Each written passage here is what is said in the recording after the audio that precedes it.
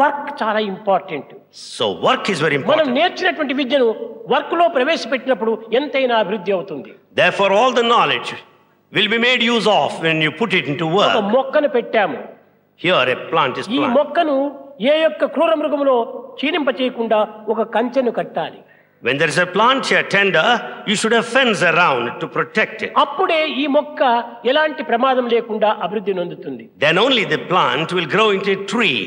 ధనము అనేటువంటిది, విద్యాధనం అనేటువంటి ఒక మొక్కను మనం చక్కగా పోషించుకోవాలంటే To take care of this tender plant of education, ధర్మము అనే కంచెను కట్టాలి. we should have the fence of righteousness around. లేకపోతే ఈ కోరికలు అనేటువంటి యొక్క క్రూర మృగములు వచ్చి ఆ వృక్షమును పాడు చేస్తాయి. Otherwise, the wicked, cruel animals will eat away the desires. దీంట్లో క్రియారూపంలో అయినటువంటి ఒక పోషణ దీనికి అభివృద్ధి చేయాలి. We should also take care of it by way of action. కనుకనే ఈ విద్యను మనము క్రియారూపం లోపల మనం ప్రదర్శించినప్పుడే మన విద్య మనకు ఎంతైనా తోడ్పడుతుంది. Therefore, the knowledge, when it is used practically, it will కేవలం help you. చదివి క్రియలో మనం ప్రవేశించకుండా ఉండిన ఈ విద్య ఏమాత్రం కూడా నీకు అభివృద్ధి కాదు.